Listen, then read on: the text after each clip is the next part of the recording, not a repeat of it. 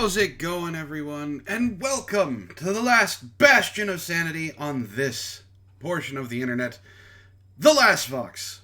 My name, of course, is Matt, and I'm here to guide you through all of this fun stuff and see exactly how the world works. At least from a fun standpoint. So, we've had some very, very interesting things happen this week, and I said that last week, and I said that the week before, because it keeps happening. Turn that down just a little bit, and turn me up a little bit. Alright, so before we even get into any of that, let's say hello to the people who are in chat, and I have to say a very special hello to someone, because she was first, and she wants you all to know she was first, because she was first 19 hours ago when I put up the indication that this was going to be happening today. So Mitzi was first, so hello Mitzi, and then I believe we have Ray, I see Ray, we have Inaccurate Fool, how's it going? Steve is here. How's it going, Steve? Ishtar, hello, gorgeous.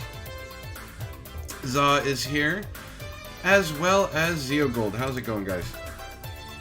So, if you ever want to try and beat Mitzi, and Ben C, how's it going, Ben C? If you ever want to try and beat Mitzi at her own game, you have to show up 19 hours before the show. Mitzi's one of those people that when she finds out that there's a really good deal on Black Friday, she doesn't wait and camp out the night before. She doesn't camp out the night before that.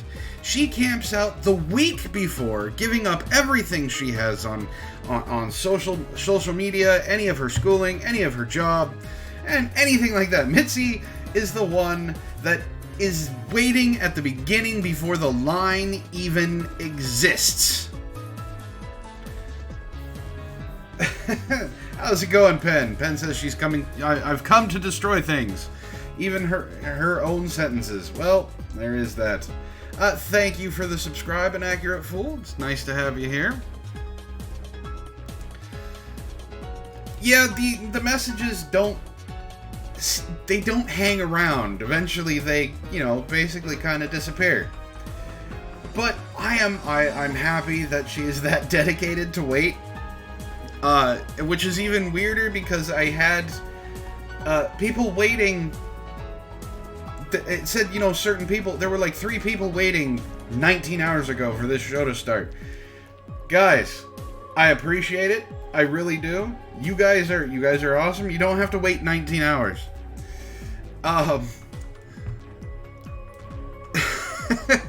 Mitzi is Medicare's sister. No. No, we don't want to give her that. We don't want to be that mean. So, alright, oh god, it's, the song is, I'm Henry VIII, I am, and then it's, second verse, same as the first, third verse, same as the first. Well, we're on that right now. That's why I'd like to change the record every once in a while. I'd like to basically have things being somewhat normal in our little area of YouTube, but apparently that's not going to happen. So there is something that I do want to say,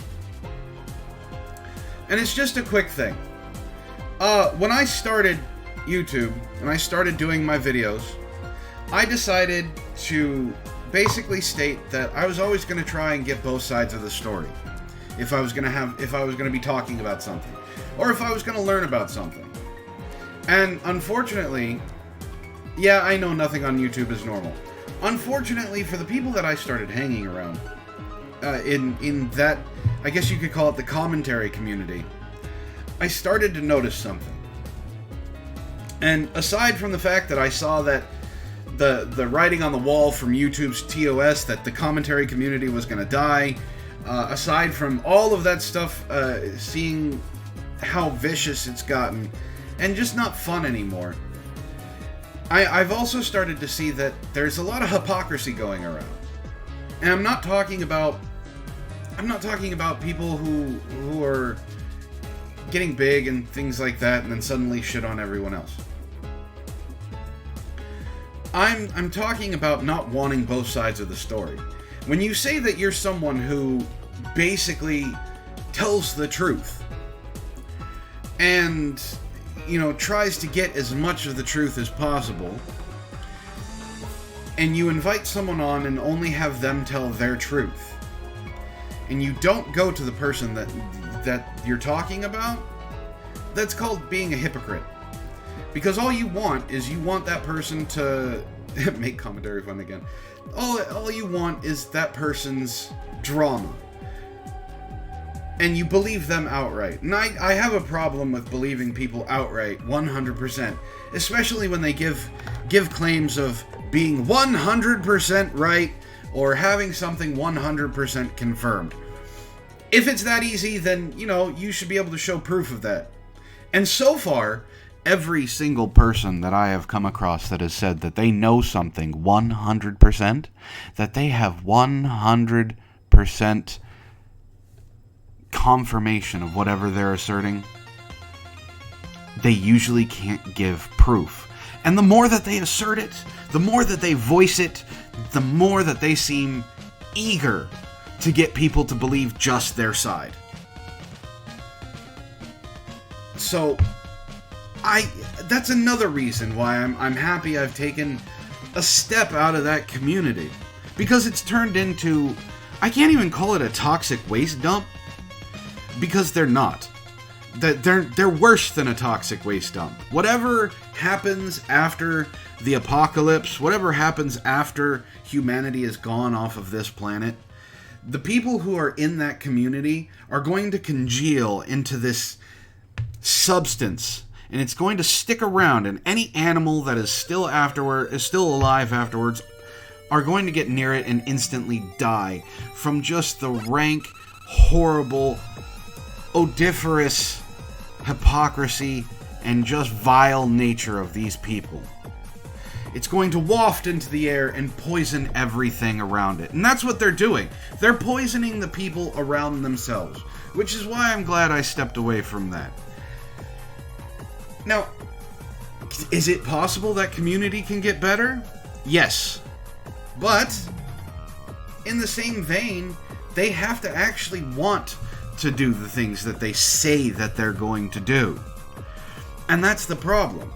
Now, you can bitch and you can complain and you can argue and you can scream and you can yell. You can become IBS. You could be whatever you want. You could bring 30 people on. I know you can do that now because of Discord. So you could bring 30 people on and it could be a cacophony of just noise. The problem is that it's never going to be anything.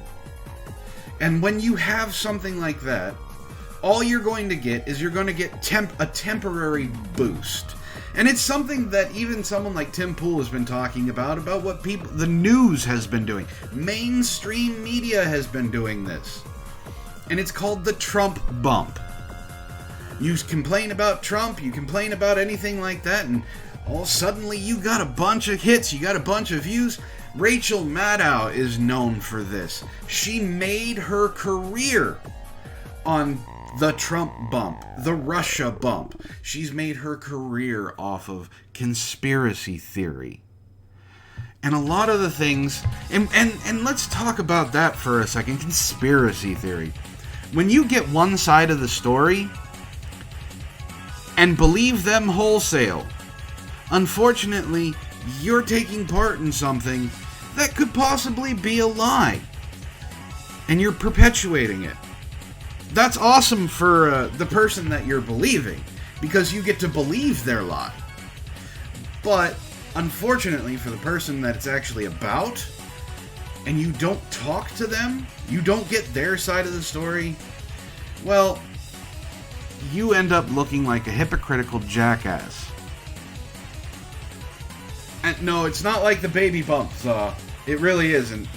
Or else media... You know, if they did more about wholesome things, the media might not be all about this cancel culture and rage bait and everything like that. I accidentally clicked on a link from the Mirror because it was something I saw. I'll point it out when we talk about it. On the side, it says most read. And it was complete and utter clickbait. But the wording that they used makes it so your brain wants to know what it is. Because the message is hidden, because the message is something that you can't finish. It's a puzzle piece you can't put together. You have to click it. And that's clickbait. And I clicked on it because of something that happened, and it was actually a wholesome story. But if they put the wholesome message in the headline, no one would go look at it. Looks like we got Brianna has jumped in the chat. How's it going, Brianna? Which means Tom is listening somewhere. How's it going, Tom? So these are. I have issues with just the hypocrisy of things. I hate double standards, and a lot of double standards have come out in the last couple weeks. And people being called on those double standards have doubled down and defended those double standards. Someone like that is someone that we talk about. Someone that we try and, I don't want to call it shame, but someone we try and point out, hey, that's not what you do. Don't be like them. And instead, they double down, and they end up being exactly what they are angry against.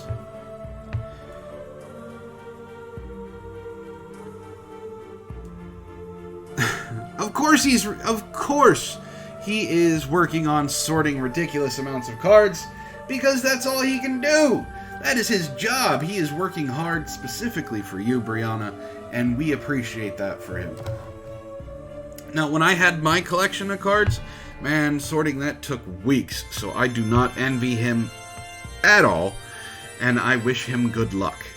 Now, I was a little anal retentive about it. Not only did I separate by color and alphabetized it, but I also separated it by card type. And that took forever.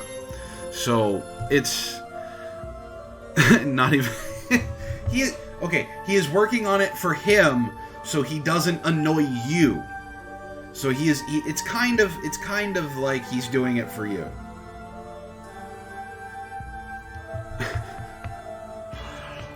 Ray, it was anal retentive about it because I had to have it separated in that order, specifically by box.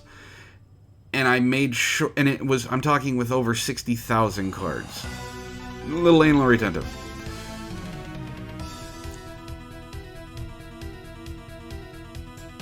Yeah, so everybody has their thing.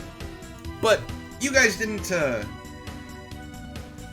come here to hear me talk about the hypocrites that are in the commentary community anymore. You didn't come here to hear me talk about idiots.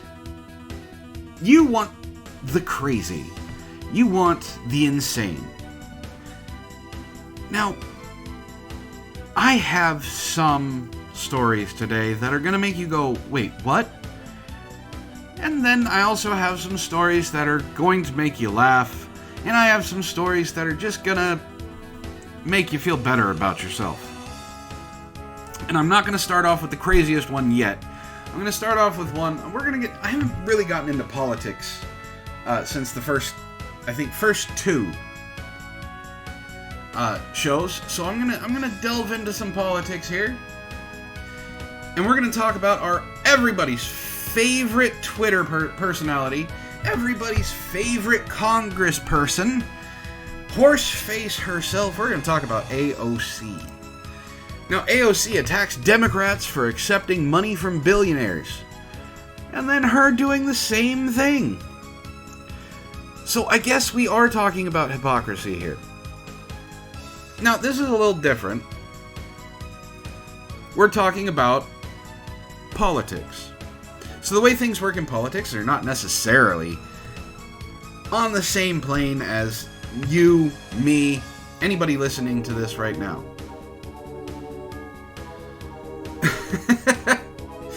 Ray says, I must disagree. She doesn't have the face of a horse. It's a jackass. Well, okay, you're right. You're right. When you're right, Ray, I have to admit it. But let's get into this. This is from the Daily Wire, so take that for what you will. But Socialist Representative Alexandria Ocasio-Cortez has spent a lot of time repeatedly demonizing billionaires and attacking other Democrats for accepting money from billionaires since entering politics. Now, I want to point this out. Aside from this, taking a step aside, is anybody else noticing that the economy is better? As far as I can tell, every single Democratic incumbent that is trying to run for the primary of the President of the United States has tried to convince the American people that the economy is bad. Unemployment rates for African Americans is below 5%. Unemployment for around the country is below 6%. People have more money in their pockets. People have more money on their checks. People have more money to spend around. We had a record-breaking Black Friday. Record-breaking. This last Christmas. Just a couple of weeks ago.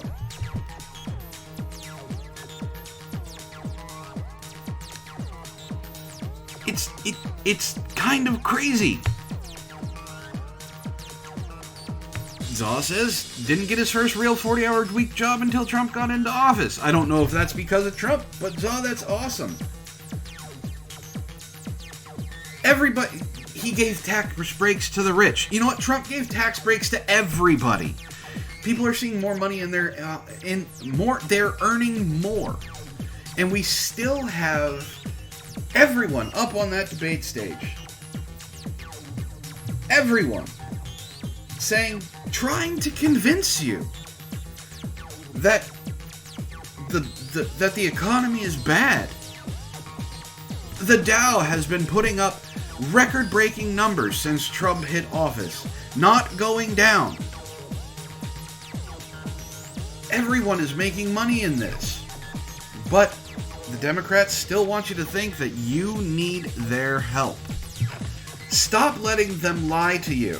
If you're a Democrat and you are watching this show, send me an email, please.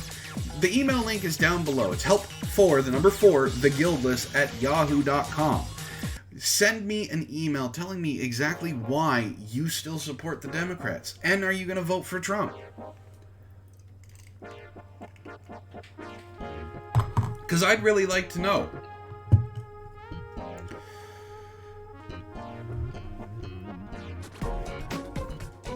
So, okay, before we go off on that tangent, let's get back into the hypocrisy of AOC. However, Ocasio-Cortez is now under fire for once again being a hypocrite, as FEC records show that Ocasio-Cortez accepted $2,700, the maximum a single person can donate, to a campaign from billionaire Tom Steyer, who is now a Democratic presidential candidate in August 2018. Does anyone know what Tom Steyer's numbers are? I'm pretty sure they're 0%. I didn't even know he was a presidential candidate until I read this article. So, okay. You can donate to any political campaign you want. As a single person, you can only donate up to $2,700. Now that has gone up from $2,500, and it'll probably go up again next year. Because he's only campaigning in California and New York. Well, if we didn't have the Electoral College, we'd probably know more about him. But he is a billionaire, a multi-billionaire, and he donated personally $2,700. Anybody can do this, and that's the max you can do it. And it's not the max you can do total. If you had $1 million, you could donate, or if you had, let's say you had $270,000, you could donate $2,700 to 100 different people. There's no limit on how many you can donate, but there is a limit on how much you could donate. Why does your head hurt? Because we're talking about AOC. Steyer, a longtime Democratic donor who has largely funded the majority of his presidential campaign, donated $2,700 to the Queen's Representative campaign on August 29, 2018, according to Open Secrets. The New York Post reported the donation was made through the former hedge fund manager's family office, FAR LLC, prior to his July 2019 announcement that he would seek the Democratic nomination. Now, yeah, that's why we're pretty sure, I agree with you, Zio Gold, that this was done out of stupidity, out of just not understanding what was going on. Quiet. So he donated it through his family office, which wasn't necessarily him, but we'll keep reading. The revelation comes as the far-left 30-year-old fanatical politician campaigns for fellow socialist Bernie Sanders, who is seeking the Democratic nomination for president after failing in 2016. He's not going to get it this year either. So, unfortunately, she's backing a dead horse, which Bernie will be in the next couple years. At a recent rally for Sanders in California, Ocasio-Cortez attacked Democrat presidential candidate Pete Buttigieg, who is also far left, for dismissing purity tests. Now, if you guys don't know, Mayor Pete, who is unbelievably mentioned in the top 4, held a fundraiser where it was $900 a seat. Now, he had some very pricey people come to that event, and he was raising funds because Mayor Pete is not the richest of people. And Elizabeth Warren decided to try and cut Pete down on the debate stage. And for Mayor Pete, he held his own and basically said, if I had went by your logic and decided to not be around anyone in the Democratic Party who was a millionaire or a billionaire or accepted help from millionaires and billionaires, I wouldn't be able to be on stage with any of you. So I have to give him credit. Mayor Pete got slapped and he slapped back. So that's what he's talking about, purity tests. He's saying that Warren is stating something that she's not going to do, which we know that's the case. Bernie Sanders had a heart attack recently, and I'm talking about the last couple months. He then tweeted about how America has the best healthcare in the world, and he cannot wait to share that with everyone else who comes to this country. What good old Bernie forgot to say is that he has private healthcare, which is why he was in and out of the emergency room and ICU within the day. You know, if that would have happened, I don't know, in Mitzi's fake country of Canada, well, there's a good chance Mr. Bernie would have died. But, you know, it's all of this, you do this first and then I'll follow. It's never, I'll do this, I'll set the example. So they just want to slam everyone else for doing things. Where were we? For anyone who accuses us for instituting purity tests, it's called having values, Ocasio-Cortez said. It's called giving a damn. It's called having standards for your conduct to not be funded by billionaires, but to be funded by the people. I'm sorry, Miss Cortez. Your gums are flapping. So I have to assume that you're lying. I mean, you are a politician, after all, who did not understand what a garbage disposal was. But you want me to follow you. All right. Well, let's see how far this rabbit hole goes with AOC, because she's probably not going to like the outcome. Ocasio-Cortez has repeatedly attacked Republicans on Twitter, claiming they are lapdogs for billionaires. Kind of like, I don't know, Bernie Sanders is a millionaire. That would make her a lapdog for a millionaire. A legit lapdog for a millionaire. Now, he couldn't use her for what I'm sure he'd want her to use her for. But Bernie Sanders has 3 fucking houses. Anybody in this chat, anybody watching this later on, do you have 3 houses? And I'm not talking about made of Legos, made of Lincoln Logs, made of paper, drawn, or anything. I'm talking legit houses you can live in. Probably not. Ocasio-Cortez frequently does not practice what she preaches, as there are numerous examples of her being a hypocrite in her first year in office. Oh, lest us not forget. She basically threatened that Congress was going to go on strike unless they gave them all raises.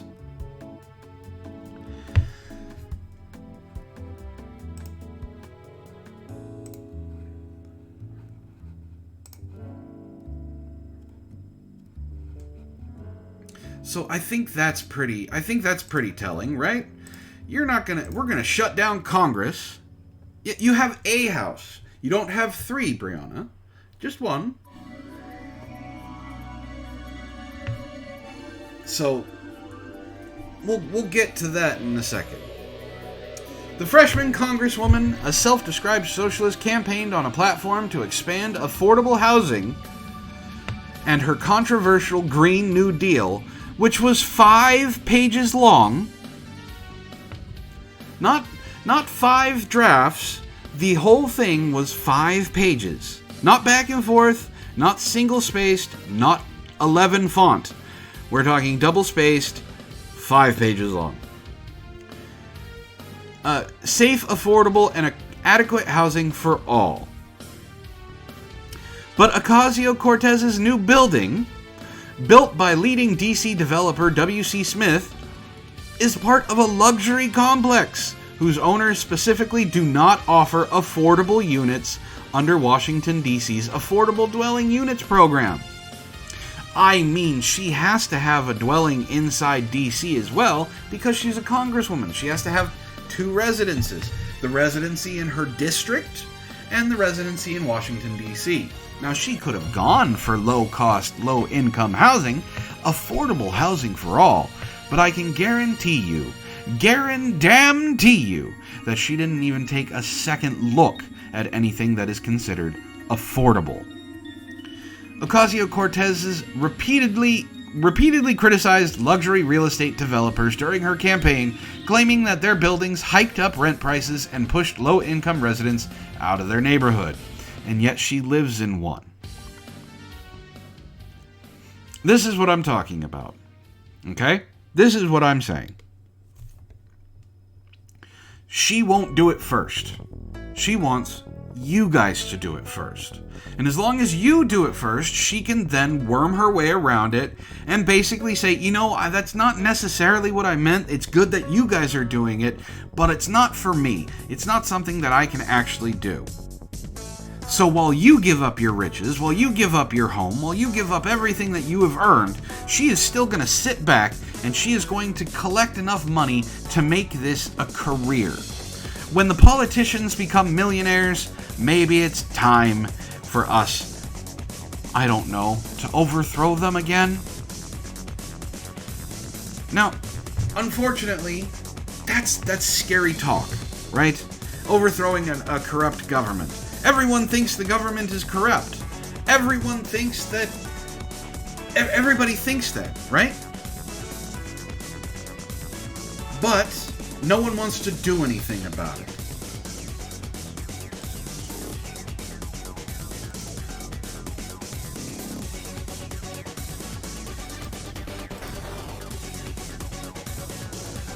So, with no one wanting to do anything about it, why is it important?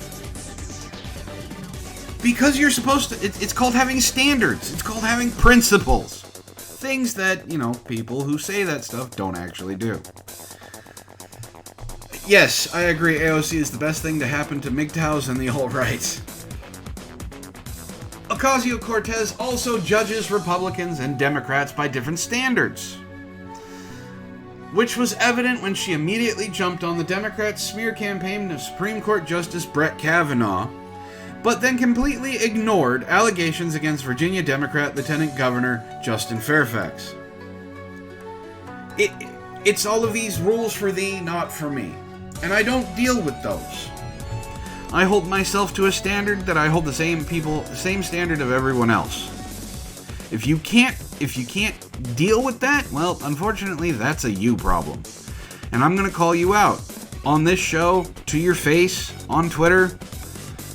I'm not talking about making sure you lose your job. We're not talking about cancel culture. We're talking about holding these people to their own standards. Now, if you have a standard that you've espoused before and it gets used against you, well, you can't go back on that standard. Here's a good example. Everybody here knows what doxing is, right? Well, if someone says and states that a first name is not a dox, and then their first name gets doxed, then that person who got it their first name doxed starts screaming and crying about how they were doxed. Well, that's a double standard. Your standard that you put out there to everybody else to justify someone else doing something that you don't want to tell them no about, you don't want to call them out for it, so you state that first names are not doxes, and you decide to stand up for them because they did it. And then your first name gets doxed, and suddenly you're going to bitch and cry and complain to anyone who will listen that so-and-so doxed you. That's called a double standard, and it makes you a hypocrite. So, it's the same thing for this. That's more of a layman's version of what we're talking about. Ocasio-Cortez says these things, stands up for these things, unless it's brought back onto her. So it's unfortunately a double standard, and she does this a lot. Especially with the Kavanaugh thing. There was no evidence of Kavanaugh doing any of the things that were being said about him. And on top of that, 3 of the 4 witnesses kind of said, I don't remember any of these things ever happening. I have no knowledge of him ever being there. Whatever she said, I don't know. So, it's when you jump on that bandwagon, when you fall on that hill, when you die on that hill, when you fall on that sword right there, it makes you look bad when you turn when you turn that other cheek on someone who's part of your party. Ocasio-Cortez, who had a meltdown when she was momentarily held to the same standards as President Donald Trump by fact checkers, also does not vote in accordance with her rhetoric, which is often dishonest and extreme. And I'm sure it's probably going to bring up the fact that she was part of that group that didn't want Donald Trump to block anybody.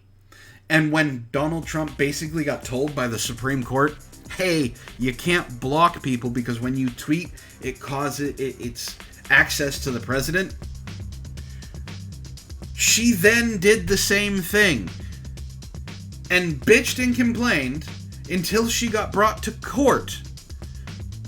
And she still hasn't unblocked people. These are things that you can't really fight against. You stand for one thing, you better fucking stand for it even if it gets turned against you.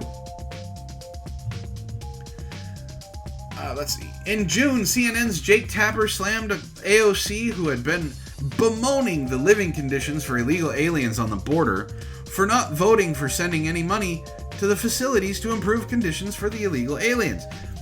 Bet you guys didn't know that. So there was a bill that was going to be going through that was going to send millions of dollars to those borders, the containment centers, and AOC said no to it. So when you start screaming about how illegal aliens are being sent into detention camps, you then vote against sending money to improve their situation? That seems a little odd to me. By opposing both bills, aren't you just ultimately depriving these kids of housing facilities that they need? AOC, who had falsely accused the Trump administration of operating concentration camps on the border, responded by saying that she needed to send a message. You needed to send a message to those immigrants, those kids, that you weren't going to give them the money that you were saying that they deserve.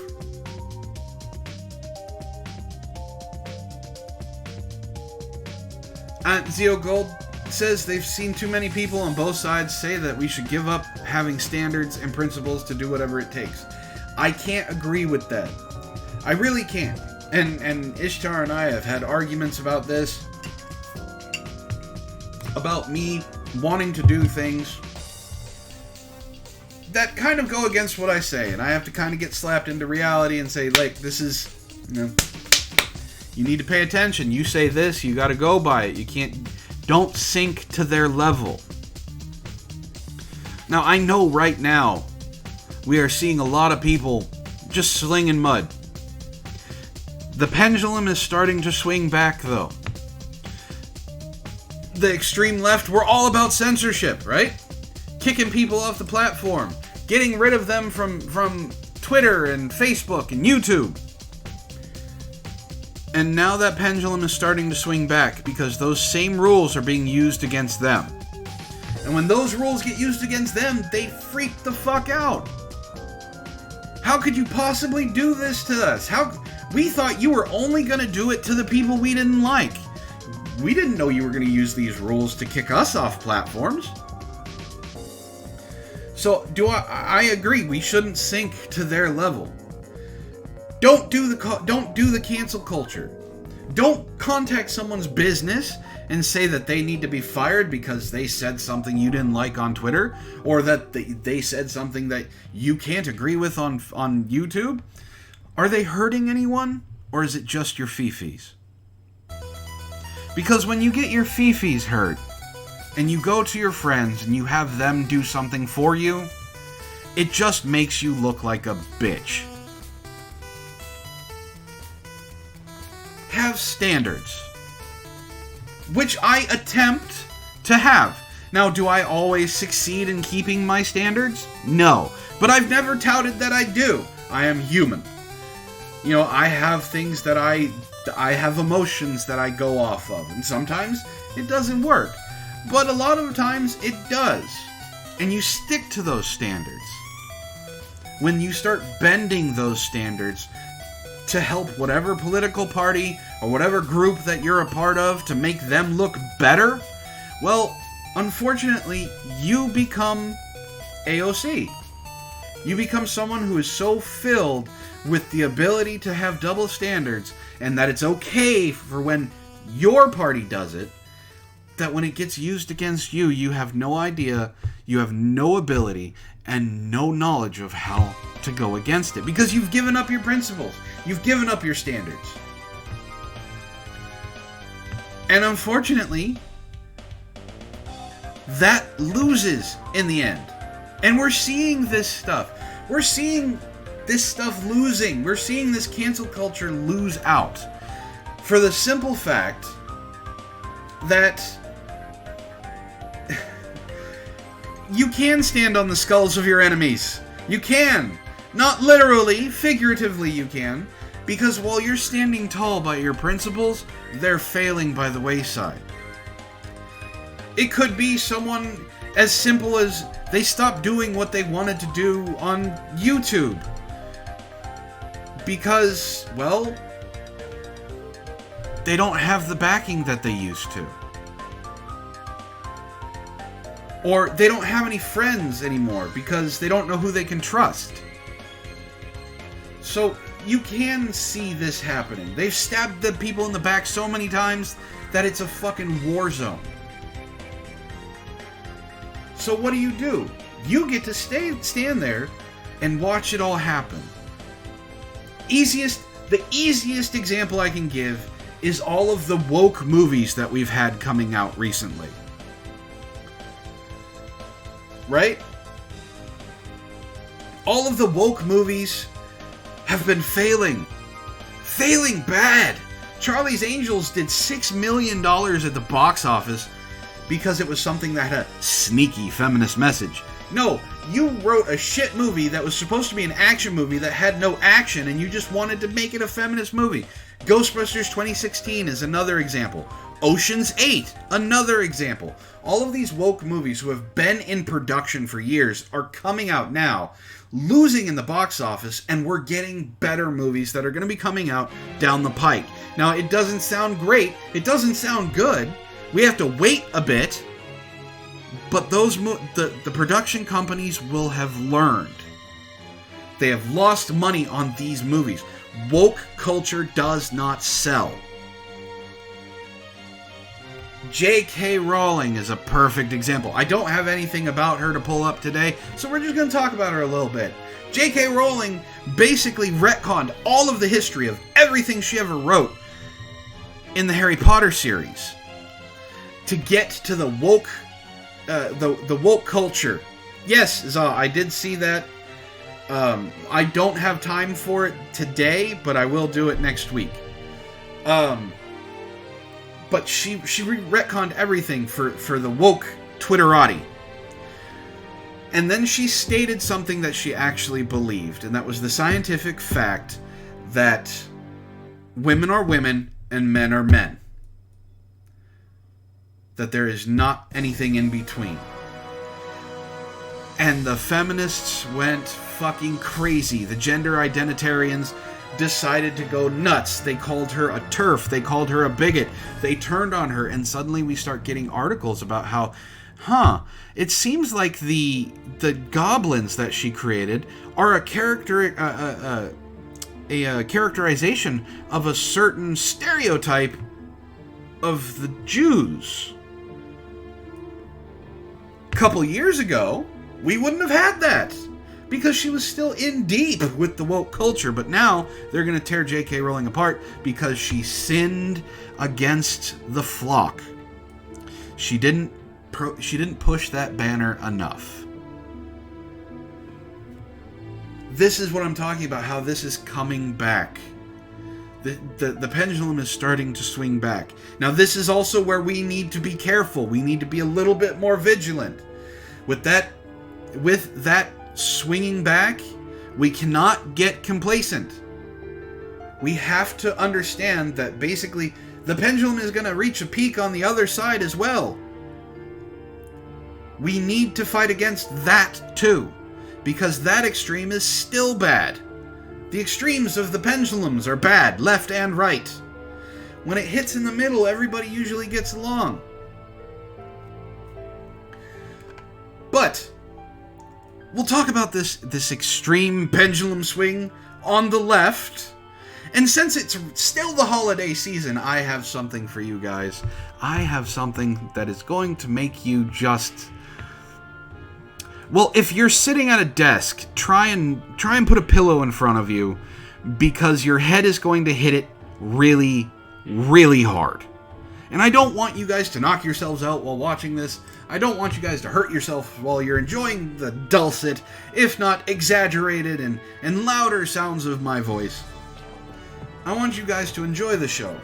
So sit back and listen to the headline of this. Yes, it has been a long time since it was in the middle, but it will get back to there eventually. Hallmark movies! Everybody knows what Hallmark's movies are. Hallmark movies are fascist propaganda!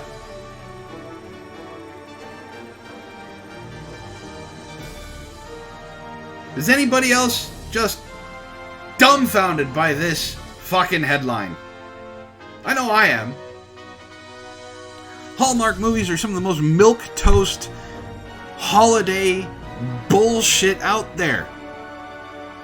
But apparently it's fascist. Now, I want to warn you.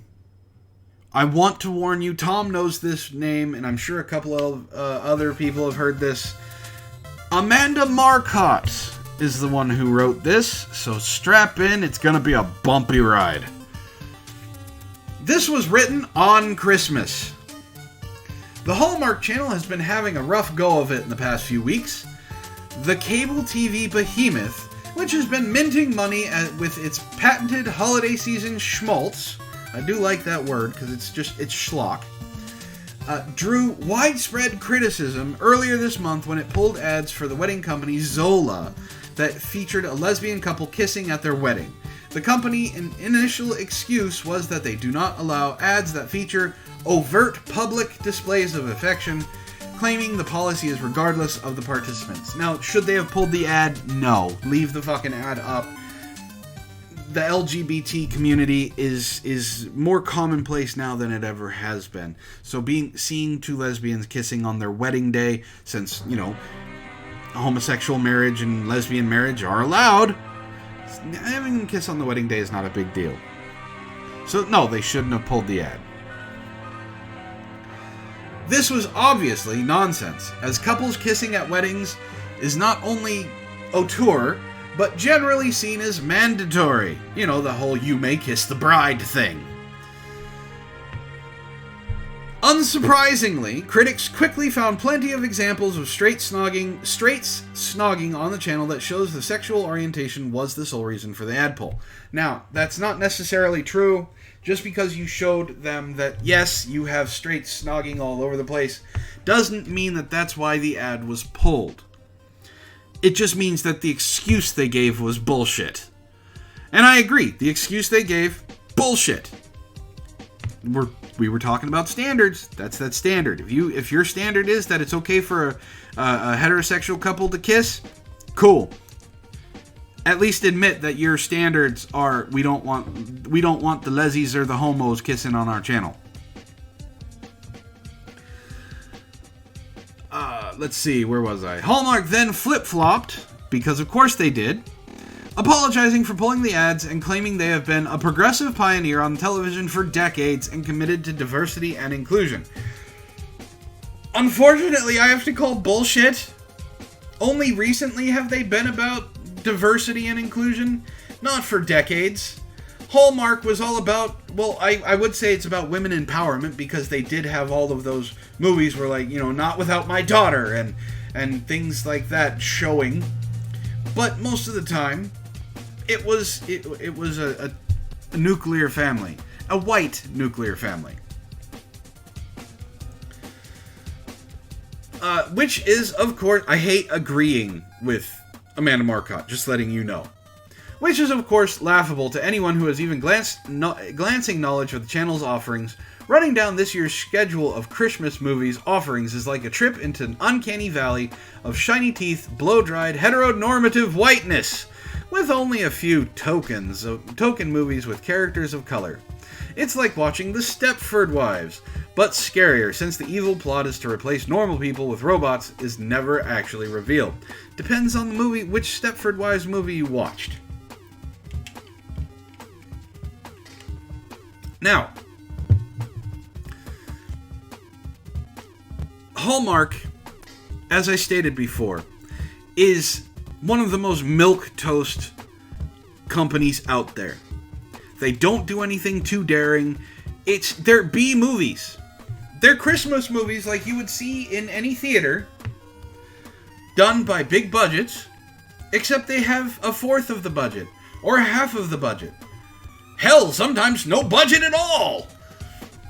I mean, it's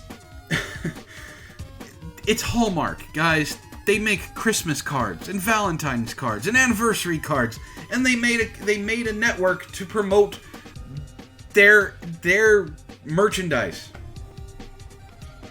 Now, none of this is actually saying how this is fascist propaganda. I'm hoping she gets to it here in a second, because unfortunately, Amanda Marcotte is long-winded, and she's more long-winded than Antoine, and that's hard to do.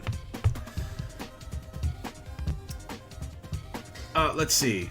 Here we go. None of this should be a surprise, because Hallmark movies, as cloyingly and saccharine as they are, constitute the platonic ideal of fascist propaganda. I hope she explains this. That is probably a startling statement to some, when most of us think about fascistically propagandistic movies. She's just trying to use big words. we think of the grotesque grandeur of Lynn Riefenstahl's film celebrating the Third Reich. Grand, but cold sweeping shots of soldiers goose-stepping and flags waving. All meant to inspire awe and terror. But the reality is, even in Nazi Germany, the majority of movies approved by the Nazi Minister of Propaganda, Joseph Goebbels, were escapists and feather light, with a Hallmark movie style. Emphasis on the importance of normality.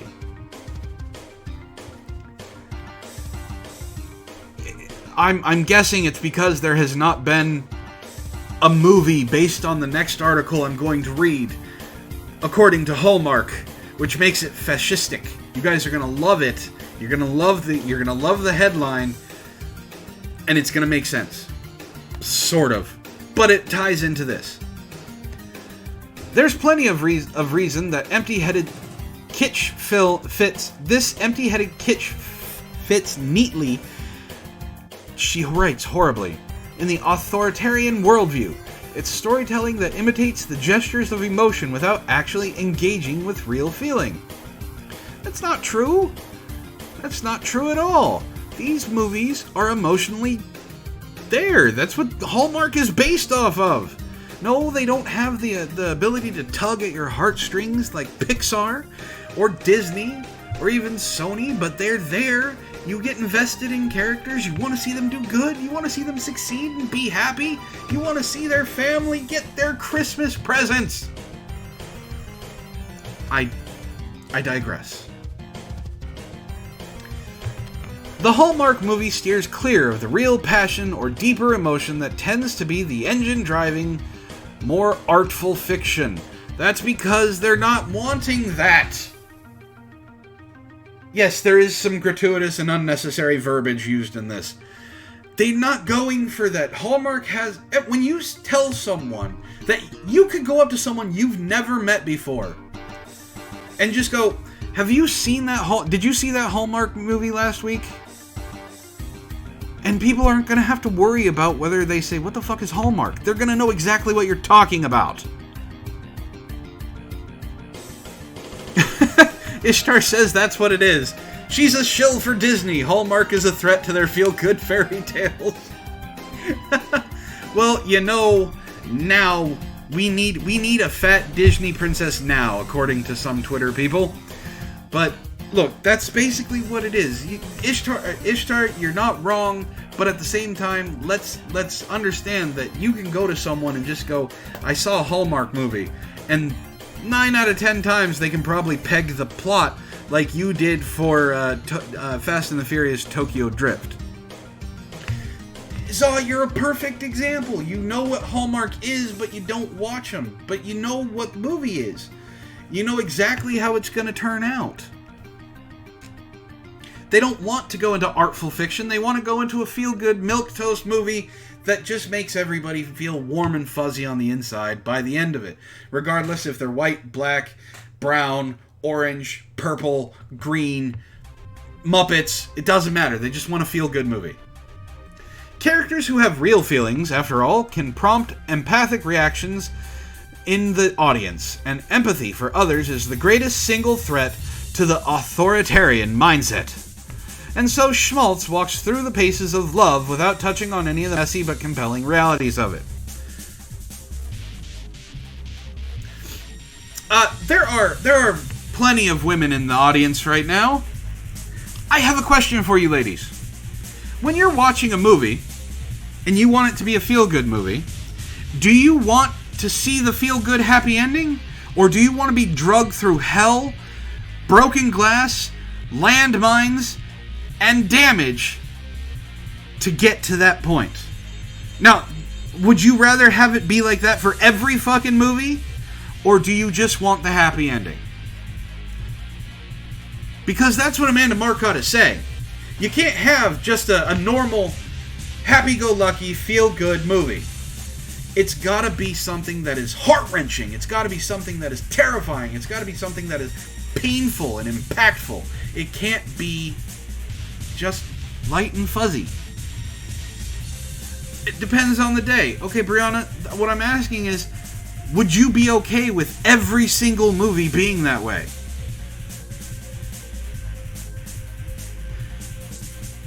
A little drama is good. She doesn't want little drama. She wants you to be empathic towards these people. See?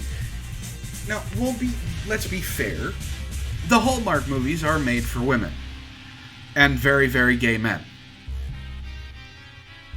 Just from this tiny little sample size, which is tiny, most women just want the happy ending. Most gay guys just want the good, the warm and fuzzies. Amanda Marcotte, on the other hand, wants you to be completely emotionally destroyed by the end of this movie, so you can then have that elation of them getting what they want.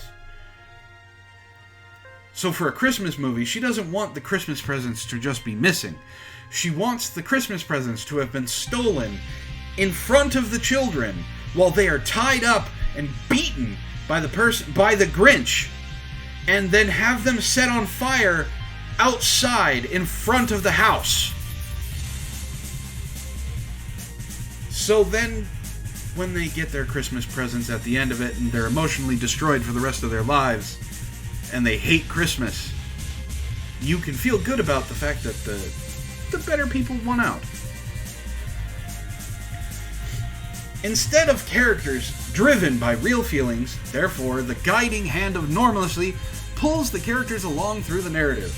And unsurprisingly, that idea of normalcy doesn't have a lot of room for the true diversity of the American experience.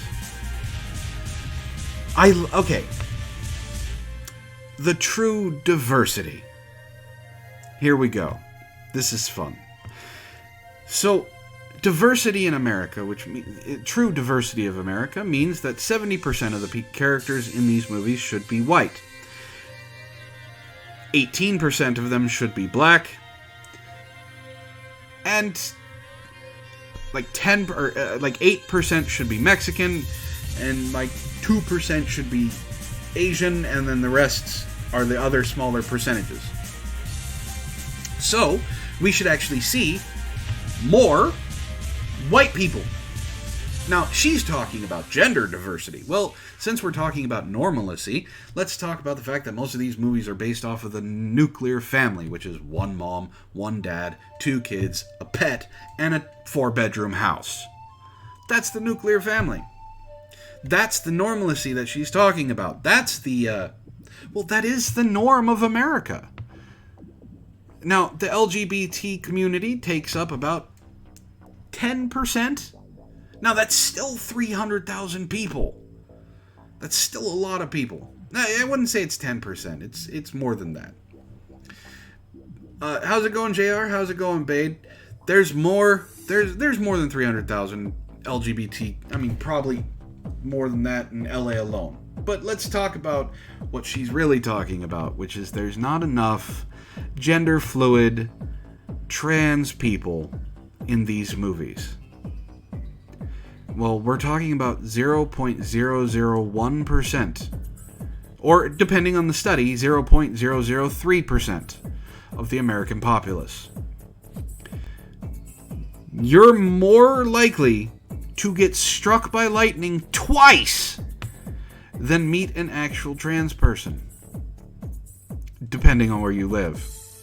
And I do mean actual trans person, not just someone who identifies as female one day and male the next because their patriarchy is oppressing them. She doesn't like the idea of normalcy, which means she doesn't like most of the people that are in this country. She wants us all, well, basically we're all fascist, right? We're pressing the idea of normalcy on people.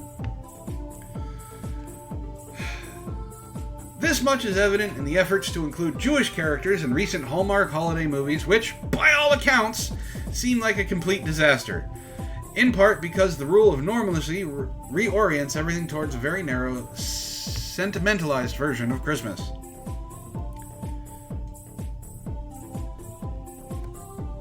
Well, I'm just saying in general, Ray. I'm not saying it happens for everyone. Everyone's interactions are different.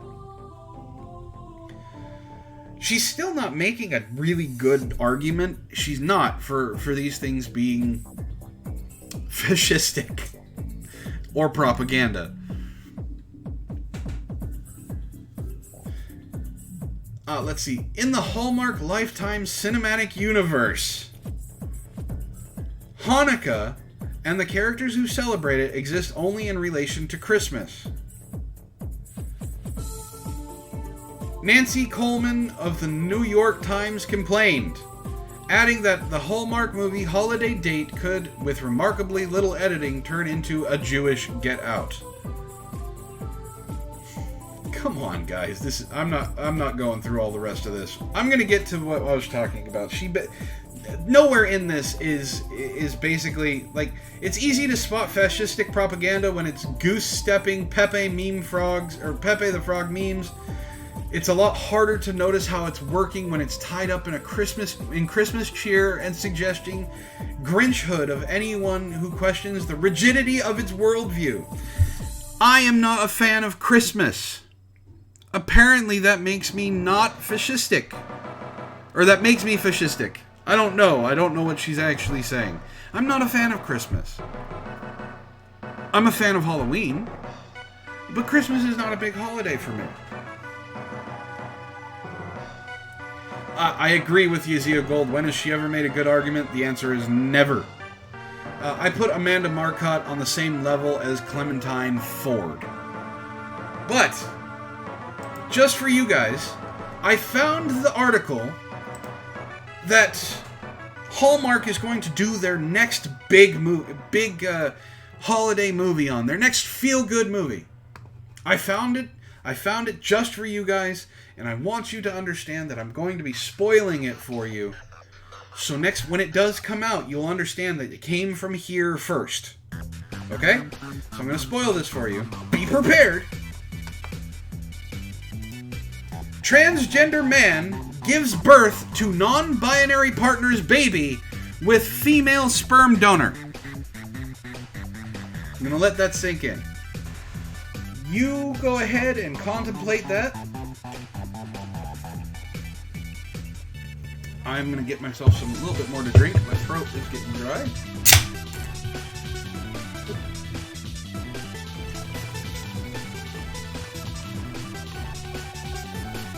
Just to know, it's not beer, unfortunately, because I don't like beer. But it's good enough.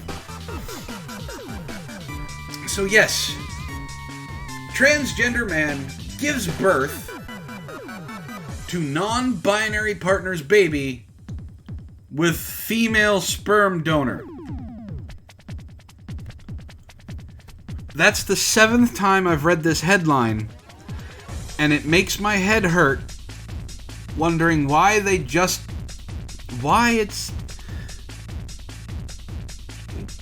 But they can't say that, Brianna. They can't say a biological female gave birth to gave birth by using a biological male surrogate, because they don't identify as that. But let's get into this. This is from the Mirror. It says exclusive. See, I told you it was an exclusive. Proud dad Reuben Sharp has revealed how he gave birth to miracle baby Jamie with partner Jay in Britain's most modern family, and even the couple's doctor was transgendered. It is trans people all around. Can I read the headline again for you, Ben? Sure. Transgender man gives birth to non-binary partner's baby with female sperm donor. And Ray, you're not wrong. This is definitely the whole story is that's not how this works. Nope. All right. Proud dad Reuben Sharp today tells how he gave birth to a miracle baby in Britain's most modern family. Unfortunately, Reuben, you are not a he. You are biologically female. It is impossible for men to give birth. And I'm talking about human men. I don't want to hear about any of the seahorses or anything like that. It is impossible for human men, scientifically sexual human men to give birth.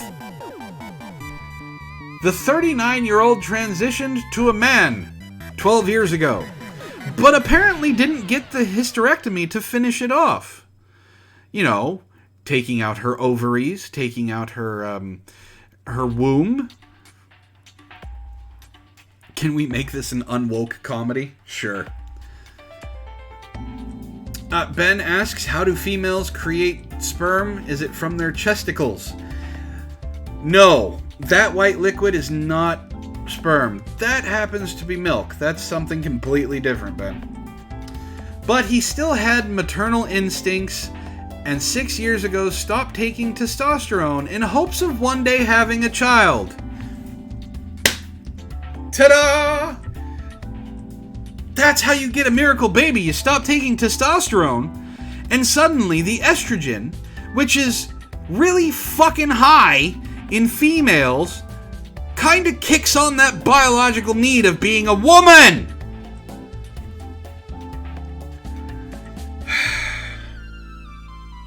Six years ago. So half of the time of her into Ruben's transition, 6 years, he stopped wanting to be a dude and wanted to be a mom.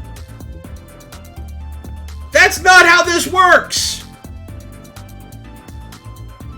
And that dream came true when he and partner Jay had a bouncing baby. Jay is non-binary, which doesn't actually exist, so does not identify as male or female.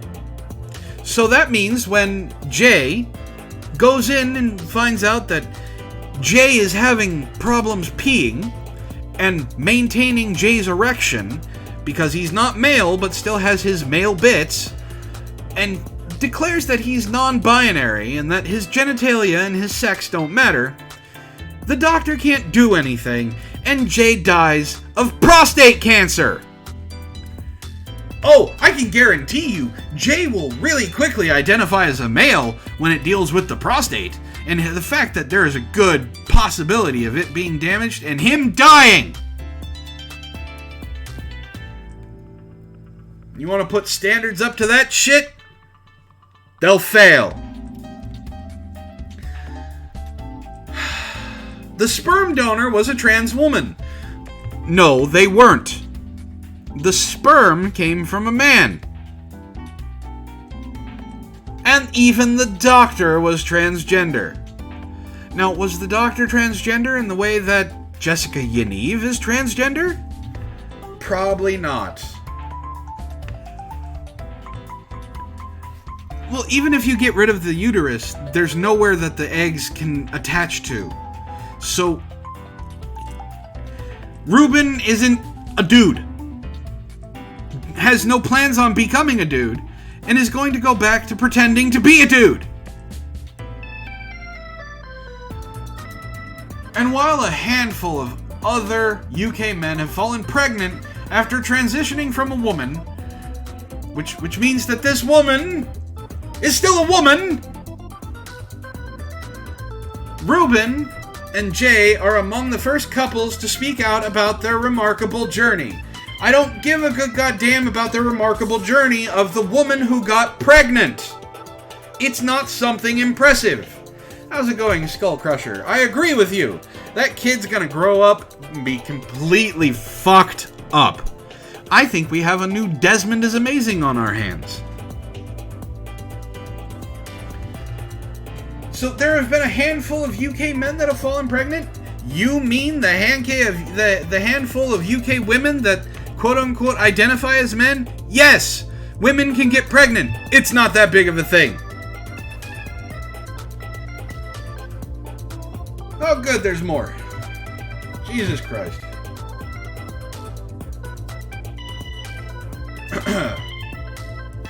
Now, before I go any further, I want people to understand something. I don't care if you're trans. Okay? I don't care if you identify as a woman. I don't care if you identify as a man. I don't care if you do identify as non-binary. I will look at you in the face and be very respectful to you. If you force your shit on me, we're gonna have issues. I am not talking about the trans identity. I am talking about the scientific fact that this person was a woman and got pregnant. That is all I'm talking about. And to sensationalize this by saying it's a trans woman getting pregnant by a non-binary male, or non-binary person, who was donated to by a trans female with the sperm, and was delivered by a trans doctor. There is an issue being pointed out here. This is something that is basically just being used as... This is propaganda! Look, this person is trans, that person... How is it possible that not only did the mother... How is it possible that not only is the mother trans, but the father's trans, the doctor is trans, and the donator are trans? Look, there are trans people everywhere! If you have gender dysphoria, I feel very sorry for you. I really do. If you understand you have if you have gender dysphoria, please get some help. When 96% of people who go through transition commit suicide, that's a problem. Or it's not 96, it's something like 36. I'm way off. 36. I'm looking at it now. 36. 36! I didn't mean 96. 36% of people who go through transition commit suicide. That is an extremely high suicide rate. Amongst all of the others. Yes, I know, Zah. Getting help is transphobic. So I want to make that clear. I don't have a problem with you being trans. I have a problem with the narrative that they're pushing with this story. So if I get a little heated about this, it's because that they're claiming that men can get pregnant, and that's not true. So this is disinformation that they are projecting out there that people are listening to, who are going to come back to people like me and go, no, this is an example of a man getting pregnant. No, it's not. Ray says, serious question, were they doing the transition as a last-ditch effort to save their minds and it failed? I don't know. It's just basically numbers of suicides and their identified sexualities. So let's carry on. Little Jamie arrived 3 months ago and the family have just enjoyed the best of Christmases. Beaming with pride, wedding photographer Ruben says it's taken 6 years to get this far, but now we have a baby in our arms and that was the end goal. I finally feel complete. Hold on. Wait a second here. Are you saying that you feel complete as a woman because you gave birth? Because that would go against everything that progressive feminists have been touting, that women don't need to give birth to feel complete, that their money and things like that of being CEOs and their jobs and everything should make them feel complete. Now, I'm not saying women have to give birth, but a transgendered man said that they feel complete now because they gave birth. There might be something there. This may be a little transphobic. Yeah, so what we're saying is Ruben is a little transphobic. That's, man, this kid is gonna grow up fucked up. Let's see. It wasn't that I was desperate to have the birthing experience or pregnancy experience, but I wanted a child, and I had the facility to do it. So, Ruben is admitting that they are a woman. This is the narrative that they're pushing. Now, I'm happy that they're going to be a happy family. I hope that kid doesn't grow up fucked up. But by all pretense and purposes, this kid is going to have a rough fucking time. Both of our families love kids. I was so glad my family were excited as excited about our baby as they were their other grandkids. And that's good. Your family should never... if your family is accepting, let them be accepting. The road to parenthood has certainly been long and winding. Well, yeah, you were taking testosterone to shut down your estrogen production, which then made it impossible for you to get pregnant. It's Funny how that works. Ruben explains how he began living as a man in 2007, taking male hormones which left him with a beard, deep voice, and masculine features. But realizing he wanted a baby, Ruben spoke to a trusted trans doctor about the possibility of falling pregnant. So the trans doctor is a friend. So it's not just a doctor that they ended up going to. This is a doctor that's a friend that decided that it was that. So it's not random happenstance that they're making it sound to be. He was reassured it was possible as he still had his womb and ovaries. Here, I will fix this sentence. She was reassured it was possible as she still had her womb and ovaries. Because we are talking about the science. We are talking about actual sexuality. She was born a woman, still has the woman bits. There is nothing you can do. There's nothing that you could say, and there's no evidence out there on this planet that would show me that a man can get pregnant. And this is a picture of the lovely couple. And you know what? He does have a beard, he has a mustache, but unfortunately I can still see the female features.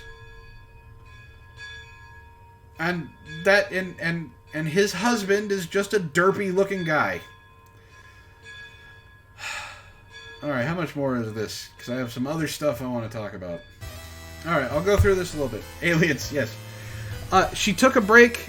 So he took a break from his testosterone medicine to enable him to undergo fertility treatments. Ruben met fellow wedding snapper Jay, 28, in a pub, and the pair hit it off. Ray says, he looks like a lesbian naval vet I know. Jay, who is referred to as them or they rather than he or she, because they are a moron, has had a double breast removal. As the couple grew closer, Ruben broached the topic of pregnancy.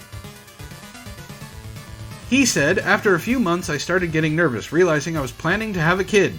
I'd been building towards it for 3 years to this point. I realized I would have had to talk to them. No shit. It's kind of important that you talk to your partner. Tom says, plot twist! The baby was born non-binary. The doctor smacked it on the ass and said, it's a they!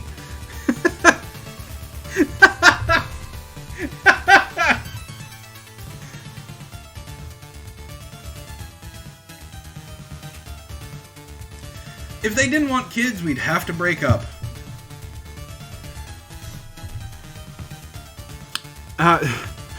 Ray says anyone who uses plural pronouns is appropriating fat culture. I demand reparations and a pizza. I managed to bring up the subject, but luckily Jay was open to the idea.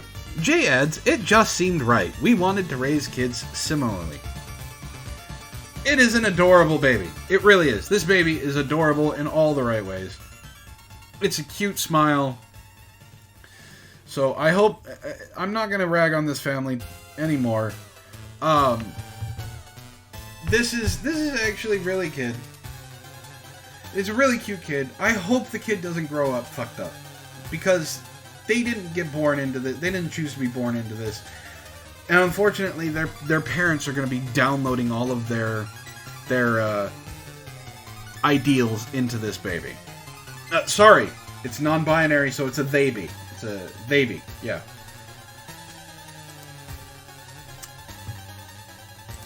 But let's continue on with this trans trend, shall we? This trans trend is very important. Remember I was talking about the pendulum swinging back? Well, here we go. Tennessee bill would finally protect girls' sports teams from boys identifying as female. Do you understand why I titled this stream second verse same or third verse same as the first? Well, can we get a new album or a new song? It's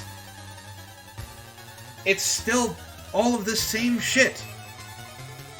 And people are not paying attention. The people who are not paying attention are being shocked why this is a problem. Well, when you have trans women setting 9 world weightlifting records in one day, and you have transgender female sprinters and runners setting world records and beating the other competition by full-on minutes, this is an issue. There's a reason why we separate men's sports from women's sports. I don't know if they're a TERF, but their name is Ben Marquis. This isn't a long one, so we'll go through this real quick. Over the past few years, as the LGBT advocacy crowd has incessantly pushed transgender acceptance on the broader American populace, a rather disheartening result of that movement has come into focus. Transgender females, boys or men who identify as female, have been engaging in and dominating girls' and women's sports.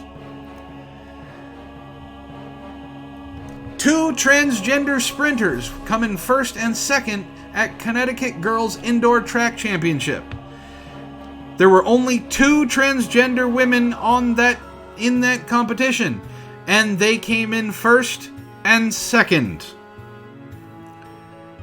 Who else is surprised? Nobody. That is a problem that threatens to undermine the very idea of women's athletics. This is just going to keep playing. Sorry, guys. I don't know how to stop. This is just bullshit. That is the problem that threatens to undermine the very idea of women's athletics. Despite protests to the contrary from LGBT advocates or pandering progressive politicians, and now somebody is seeking to do something to address it. How's it going, Fowl? You know what? You can go ahead and keep all of your eggs to yourself. I will respect your pronouns and what you identify as, sir. Or duck. Do you go by duck or duck self or foul self? Whatever it is, I will respect your pronouns. The Tennessee Star reported that a bill has been proposed in the Tennessee General Assembly that would require student athletes at elementary and secondary schools to compete in sports against competitors of their own sex at birth, not whatever gender they claim. That bill is HB 1572, and it was submitted by State Representative Bruce Griffey. Notably, the legislation placed the onus for compliance on the schools and the school officials and wields public funding from fines or officials as punishment for non-compliance with the requirement. I agree with you, Tom. I really do. It's amazing how many great athletes suddenly realize they are transgendered. I don't know if it's a coincidence, but I do definitely think that there's a, we need that thinking emoji, because that's kind of a The measure reads, each elementary and secondary school in this state that receives any type of public funding from this state or local government, or both, shall require, for an official or unofficial school-sanctioned athletic or sporting event, that each athlete participate in the athletic or sporting event participates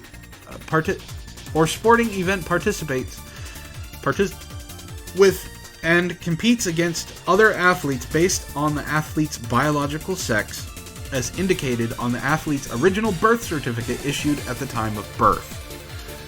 Violations of that requirement would result in the loss of public funding for the school from the state and local government, which would be restored only after an investigation determined the school was fully in compliance. Furthermore, school officials found to have willfully and intentionally violated or worked to circumnavigate the requirement would be subject to a civil lawsuit and a fine of up to $10,000, and be barred from holding public office or working in a school's administration for 5 years. So this is the bill right here. It's not that long of a bill because it's just basically exactly what it said. Well, okay, Brianna, there's a problem with that. It means that the trans females can't feel like winners because they'll be competing with other males. And that's a problem. So, another, hold on. Ray says, time for a woke remake of Rocky, starring Roxy Balboa, a washed-up boxer who now identifies as a female. She trains very hard, only to beat the tar out of Apollina Creed. And then another serious point, it wasn't more than a decade ago that sex and gender were very different things. Now these people have combined them incorrectly, and that's very true. Sex is biology, gender is cultural. And even before that, they were the same thing. Sex and gender were being used intertwined. Now, when they started separating the two, they didn't basically state that they were separating the two, which is why they can jump on you if you say something is sexual, something is biological when it's actually cultural. The rules get rewritten as we do this. In a statement provided to the Star about this bill, Griffey noted that vast differences in how boys' and girls' bodies develop are a fundamental biological truth that can't be changed, and how that disparity places biological females at great disadvantage to biological males competing against them. We are seeing more and more transgender athletes competing and posting victories in traditionally gendered sports competition, and doing so to the detriment of girls and women biologically born female. And that's something that people aren't talking about with this, is the effect that it's having on the girls. Okay, we talked that tweet up here, this tweet about the two transgender Connecticut girls, the two transgender sprinters finished first and second. They had a natural ability to be able to beat the women. Okay? The girls that got third, fourth, and fifth, or even third and fourth, they would have gotten first or second if it wasn't for two dudes racing against them. And again, I'm not talking about the trans identity, I am talking about biology here. So just like in the last story, we're talking about biology. This is two men who have greater muscle structure, bone density, reaction times, air intake, oxygen dilution. These are two dudes, okay? They can identify as women all they want. This is two men who are going up against two women, and they decimated them in something that the women trained really fucking hard for. Okay? The women who are in these competitions that have trained and trained and trained and trained their entire life are being beaten out by guys who just decided to transition a couple years ago. Oxygen saturation. Thank you. So they have the growth from the testosterone. They have all of the bonuses of that testosterone flooding their body, making them stronger, faster, more reactive than the girls. And I'm sorry, for me, if my daughter trained from today to the time she was 17 to compete, to try and be the best, and she's beaten every girl in her district, and suddenly loses to two guys, she's going to be heartbroken. Because it's two guys that just a couple months ago went, yeah, I'm a girl now.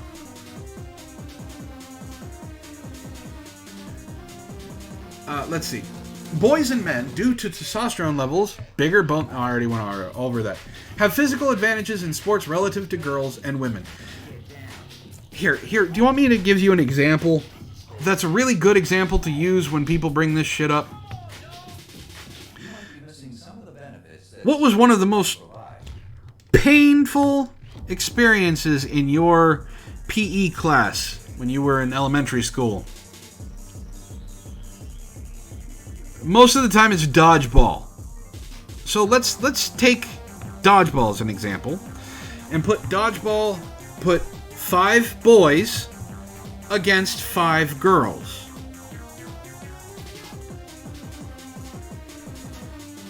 Who's gonna win? Running the mile is another good example. 5 guys against 5 girls running the mile, the guys are gonna win. 5 boys are gonna win over 5 girls each time. Now,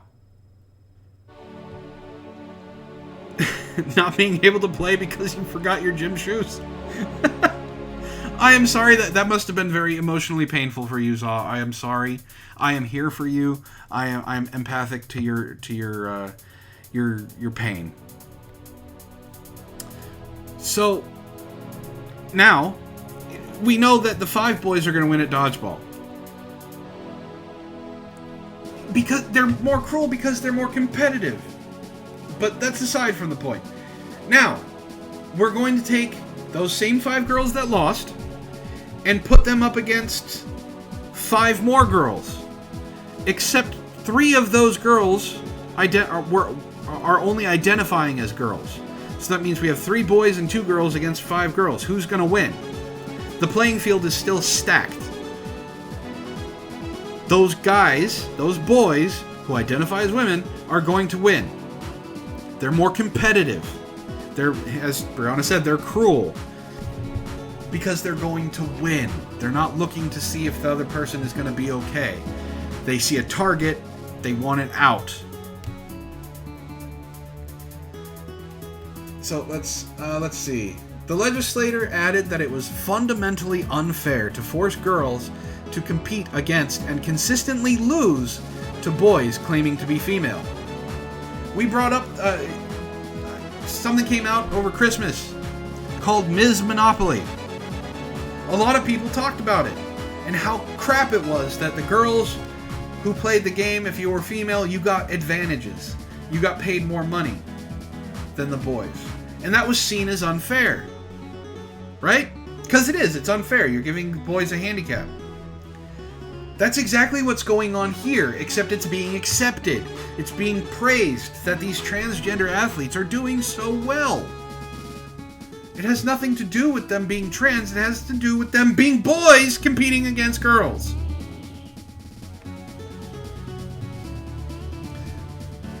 In theory, the proposed federal law would force schools to allow boys claiming to be female to compete in girls' sports, lest the schools be charged with discrimination and punished accordingly. With House Speaker Nancy Pelosi pushing through passage in the U.S. House of Representatives H.R. 5, the Equality Act, that, among other things, creates a civil right for male athletes to self-identify as females in sports competitions. I believe it is important for states to take a stand, Griffey told the Star. This is what I seek to do through the filing of House Bill 1572. Thus far, the Republican-controlled Senate has declined to take up the Democratic-passed H.R. 5, and it seems unlikely that it will ever receive a vote. Regardless, it is good that Tennessee is stepping up to proactively guard against such a measure. Hopefully, other states will follow suit and put an end to unfair transgender nonsense before it destroys girls' and women's sports. There was a movie a while ago called The Sixth Man, I think. And it was a basketball movie. And it was a basketball movie about a guy who basically got eliminated from the NBA. He broke a bunch of rules, got enough fines, and there was no basketball team that would take him. So his agent, wanting him to continue to play basketball, told him to pretend to be a woman and join the WNBA. So, let's say LeBron James, who is an extremely talented basketball player, wants to start winning everything, wants to set new records. He just gets a bug up his butt about wanting it all. Wants to be MVP every single year, wants to win all of the rings. And he decides, you know what, I'm going to start identifying as a female. Well, there's nothing anybody can do. They can't look at him and go, yeah, but you're LeBron James. You can't. He's like, yeah, but I'm a transgendered female. I don't feel comfortable playing up against other men because I'm a woman. Well, now he gets to play in the WNBA and become basically the most dominating force in women's basketball.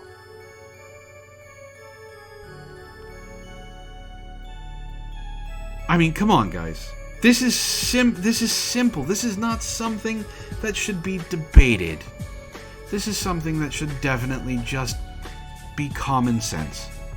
And I'm getting tired of common sense not being common anymore. But I do have... Do you guys want to participate in something? It's a little bit of time travel. We're going to go back a little bit. We're going to go back to the past.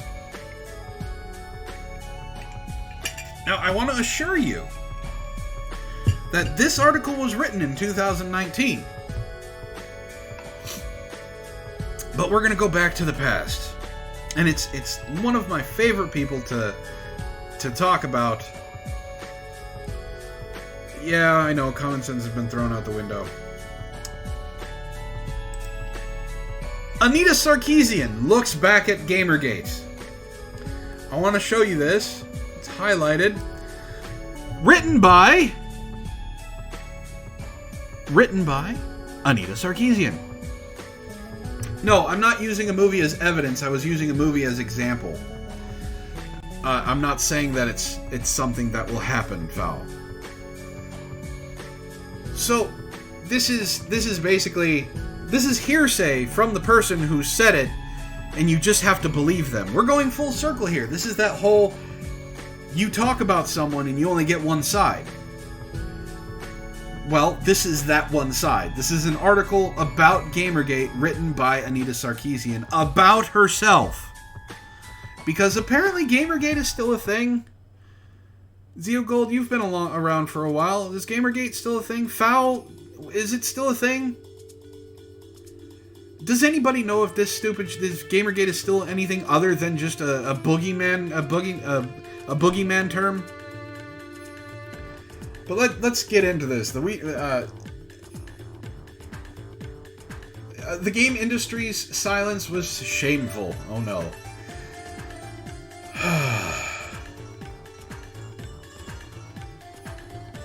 Yeah, hearsay is evidence now.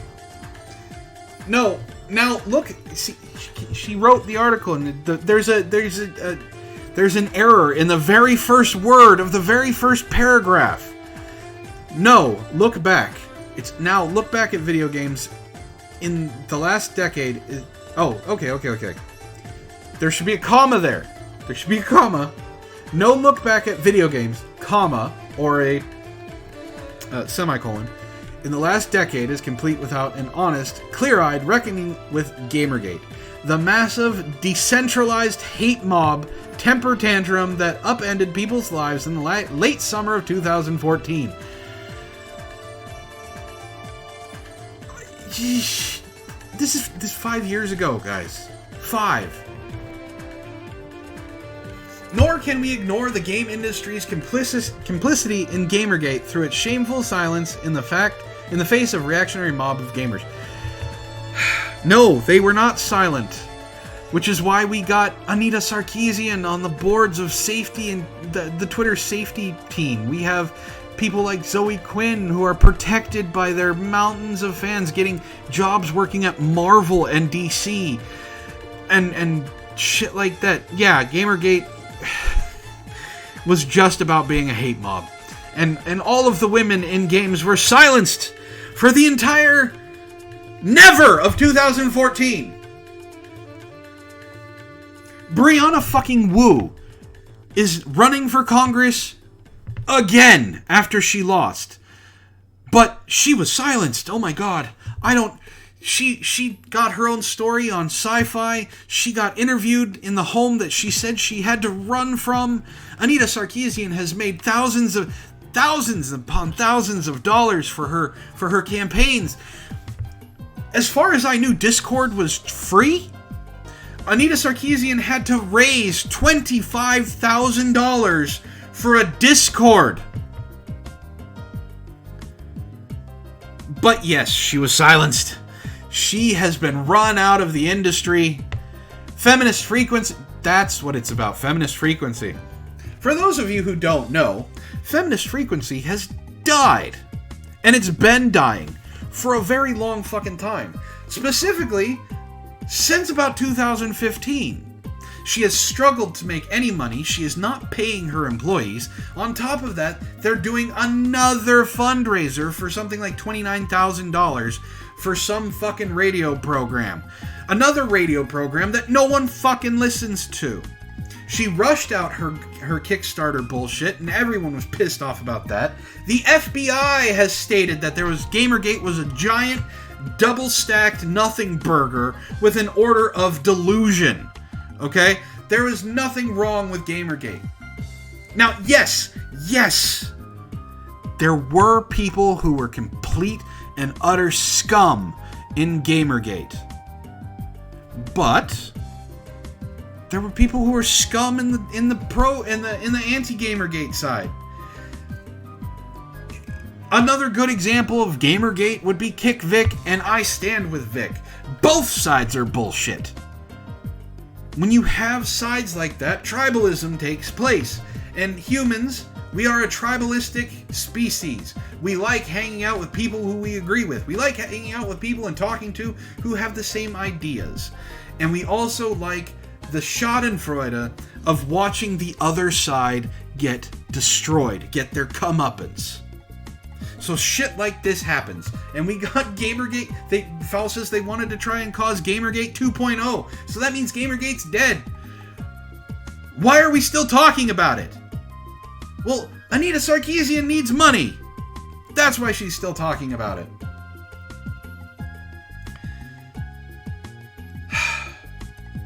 In August of 2014, game developer Zoe Quinn cheated on her boyfriend, and her boyfriend put out an angry rant with evidence and proof onto the internet. It was called the Zoe Post. If you guys don't know what that is yet, just go to Google, type in Zoe Post, and there will be a shit ton of things that you can read about it. And she was Depression Quest is not a game. Okay? It's a poorly written choose your own adventure. Let's see. Because it's going over Gamergate. Because she has to get in exactly what she thinks Gamergate is. Alright, it can sometimes be difficult to explain just how vicious, violent, and cruel Gamergate was. Wait. I need to read this. This needs to be a dramatic reading. Because it is Anita Sarkeesian. And she needs the donos. So let me do this right. Hold on.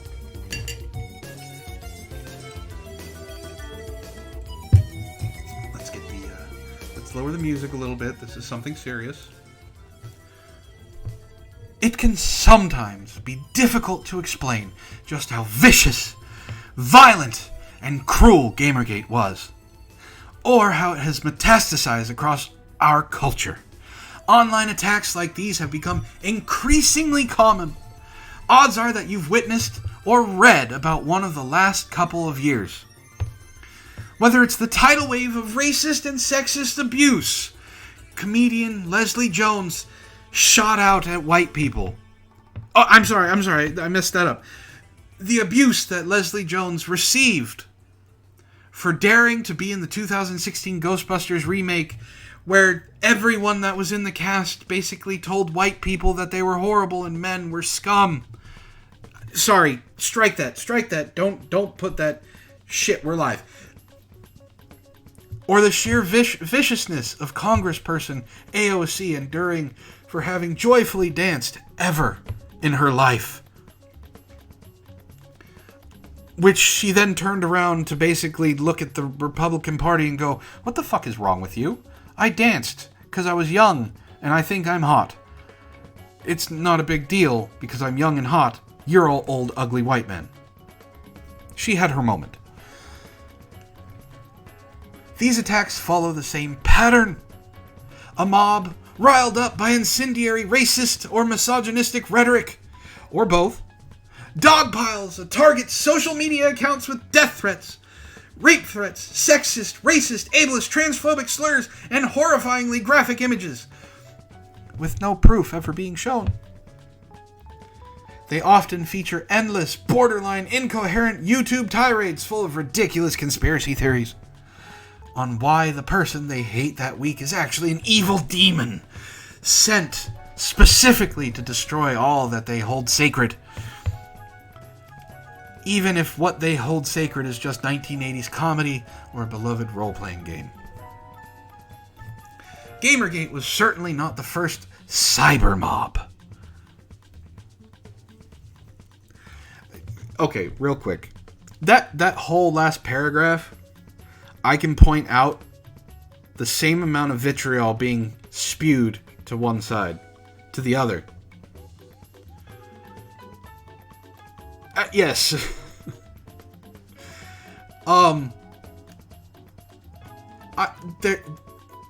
Her side, Feminist Frequency's side, also spewed shit towards people. And I can't say that there weren't people sending rape threats to her. I can't say that there weren't people throwing sexist shit at her. There were, because there are people out there who just like causing shit. There are people out there who just like causing trouble. There are people out there who just want to do this stuff because they want, forgive the saying, want to watch the world burn. It's not one side versus the other. It's both sides being garbage. Was there evidence of it? She never showed any evidence. Brianna Wu never showed any evidence. The only evidence that Anita Sarkeesian showed was on the one YouTube video, or the one Kickstarter video that she actually allowed comments. And yes, there were people on there calling her stupid. There are people on there asking, why do you need money to do this? There were people being rude, but I wouldn't say that there were rape threats. There are never any evidence of these rape threats. Gamergate was certainly not the first cyber mob, nor the first online harassment campaign. But it's one of the most prominent and notable examples because it received widespread attention from the international press and public. Because of people like you, Anita. Because of people like Brianna Wu. Because of people like Zoe Quinn, who would rather bitch about it and scream about it and say, look at what these people are doing. Look at them over there. Look how bad they're being. You're the reason it got international attention. So I don't want to hear any bullshit since you and Zoe Quinn went to the UN to basically say that comments like, you suck, should be stricken from public decency. Fuck you.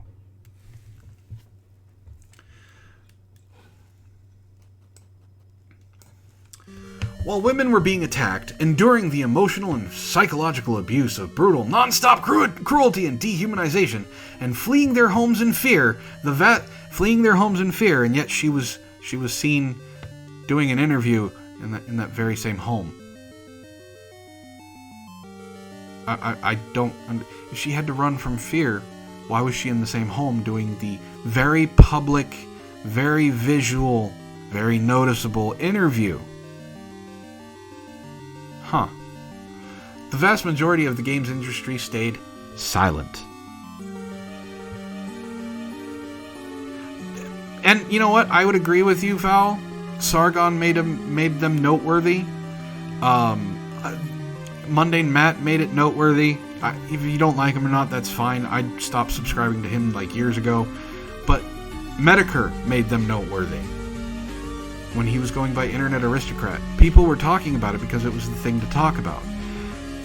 But I'm talking about like getting on ABC and NBC. That was more of them. That wasn't necessarily the internet community as a whole. Ben C says, with her claiming that Gamergate is coming back, does that mean Monday Matt will explain everything again? God, I hope not.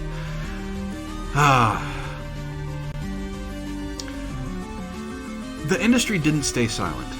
The industry fought back. And when they fought back, unfortunately they got a light shown on them. And that's why we had the Game Journos Pros list. That's why we had publishers and developers being seen as being incestuous, spreading things back and forth. Gamergate made the change of having to basically notate who you are in bed with. Not physically, of course, but saying, okay, I know Nathan Grayson because we're good friends. Or I'm in a relationship with so-and-so. Basically doing the due diligence that they were refusing to do. What's the difference if they have a hole or not? I don't know. I don't see any difference.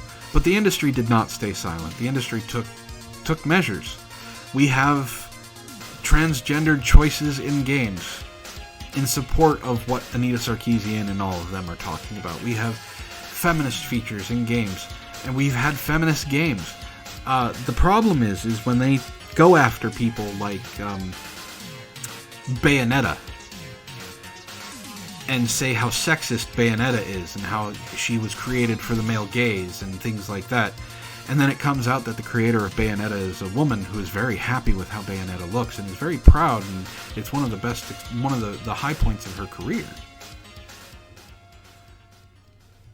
Yeah, and then of course Theo Gold points out the Gamers Are Dead articles that all came out, 10 of them that all came out within the span of 24 hours with almost verbatim rhetoric.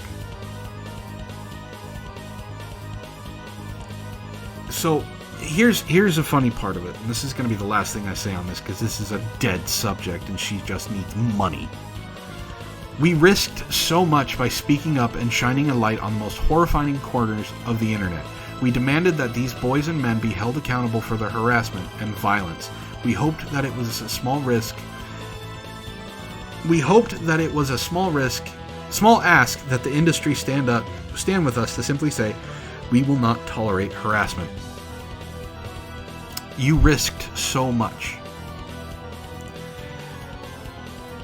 Did you?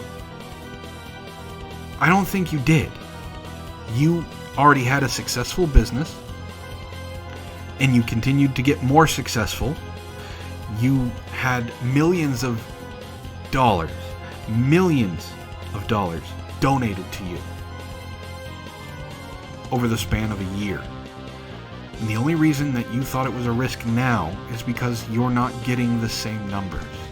People are starting to stop pay attention, or are continually stopping to paying attention to you. Brianna Wu, which was another one of the literally who's, is running for Congress. She actually accomplished something. She created her game. It was garbage and made me want to vomit because of the colors that she chose and the way that she did her game, but she still accomplished her goal. It just wasn't that good. And Zoe Quinn? Really? You want to use her as an example too? She's doing gangbusters as far as I can tell. She's writing for Marvel. She's writing for DC. She has no history or experience in that, and she's able to fucking write for two major comic industry leaders. Oh yeah, she also raised $85,000 for a Chuck Tingle dating sim that was supposed to be out like 6 years ago. Well, not 6 years ago, like 3 years ago. But that money dried up. She hasn't spoken to the people who backed it at all. She took the money and ran.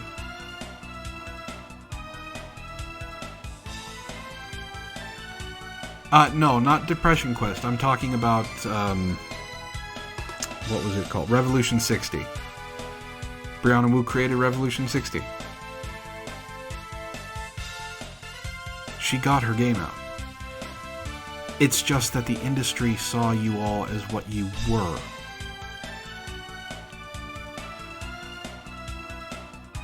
It never got finished, Ben.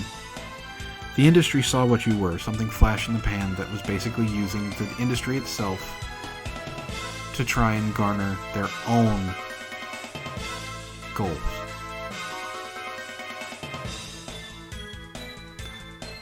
Anita Sarkeesian is struggling. And that's showing that the pendulum is swinging back. And that's what this episode is kind of about. Evidence that the pendulum is swinging back. Now, I showed you some crazy things. Don't get me wrong. I showed you some crazy articles, like the transgender giving birth to the baby who was donated by the transgender that got birthed by the transgender doctor. Yeah, that's a narrative being pushed.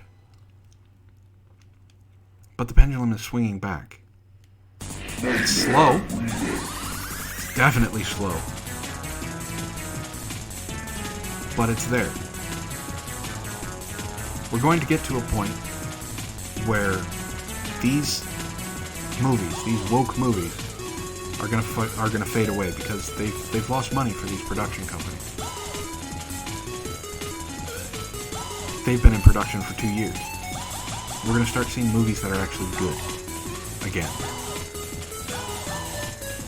We're gonna start seeing news where people are pushing back, like we did with the bill, pushing back against transgendered females competing against regular women. We're going to see this pushback more and more. Whether it's because of Trump or whether it's because we're seeing all of it and there are more people who are having a problem with it than not, it's going to happen. And I'm looking forward to it. But I'm still going to say this. We can't rest on our laurels. Zero Gold just brought up a really good point. We don't like seeing the extreme progressive left in power. Well, when it swings back, we're going to see the far right in power. Not the far extreme right. We're not talking about the alt-right. We're talking about the religious right that was in power a couple decades ago. So if you're upset about the far left progressive pushes right now, you should still be upset by the far right conservative pushes when they happen. The extremes are always bad. Extreme left, extreme right, they're always bad. So just stay vigilant.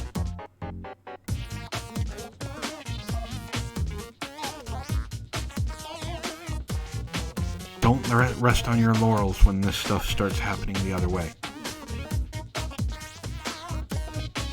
See you later, Brianna.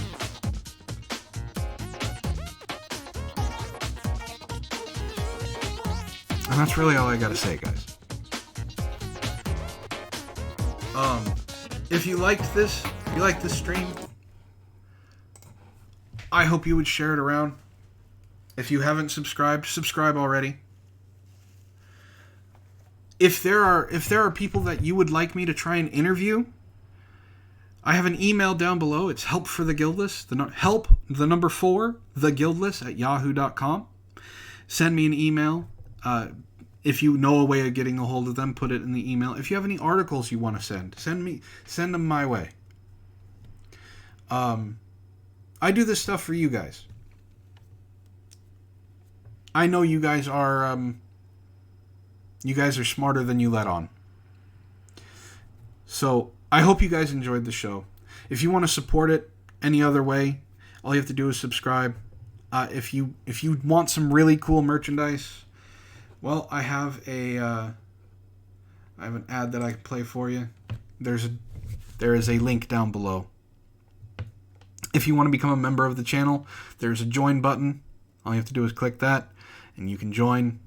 You get a little badge, and your name becomes green. You can be a patron. You can donate through Streamlabs or PayPal. But I want to say thank you guys for joining me. It's always fun talking to you. It's always fun bringing you this insanity. And stay vigilant, guys. Never know when you're going to need it. Have a good night.